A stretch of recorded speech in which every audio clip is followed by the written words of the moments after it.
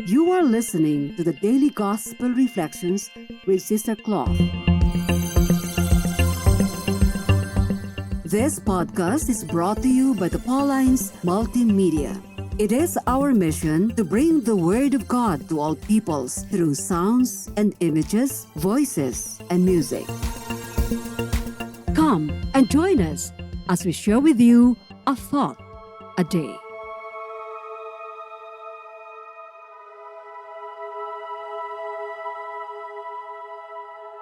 A reading from the Holy Gospel according to St. John chapter 8 verses 1 to 11.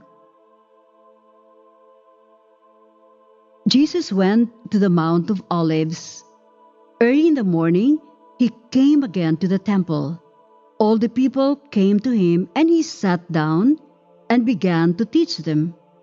The scribes and the Pharisees brought a woman who had been caught in adultery, and making her stand before all of them, they said to him, "Teacher, this woman was caught in the very act of committing adultery.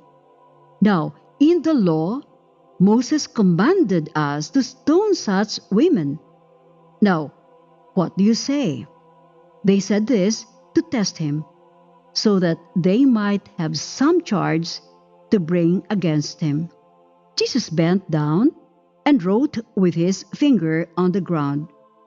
When they kept on questioning him, he straightened up and said to them, "Let anyone among you who is without sin be the first to throw a stone at her." And once again he bent down and wrote on the ground. When they heard it, they went away one by one, beginning with the elders. And Jesus was left alone with the woman standing before him. Jesus straightened up and said to her, "Woman, where are they? Has no one condemned you?" She said, "No one, sir." And Jesus said, "Neither do I condemn you. Go your way, and from now on, do not sin again." Greetings of peace and joy within. Today we find the scribes and the Pharisees so daring as to bring before Jesus a woman caught in adultery.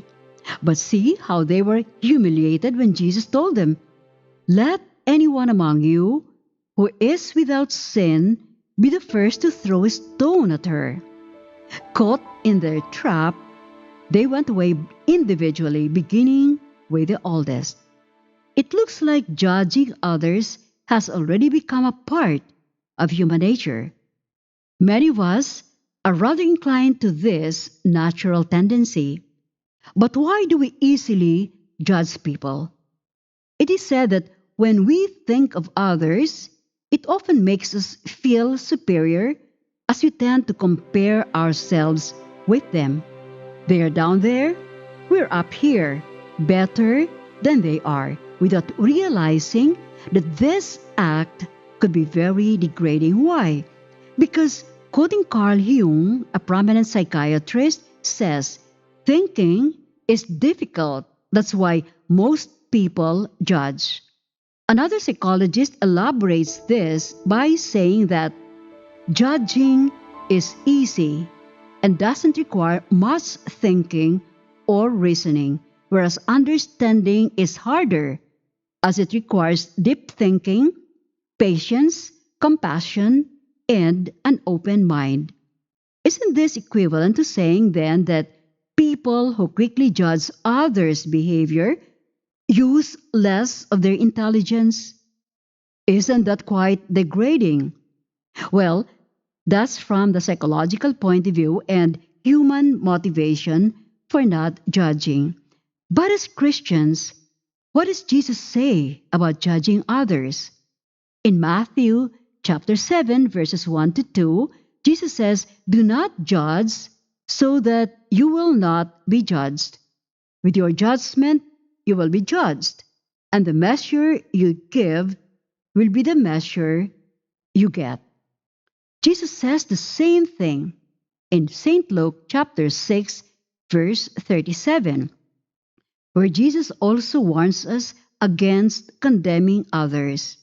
Do not judge and do not condemn, so that people will not judge and condemn you.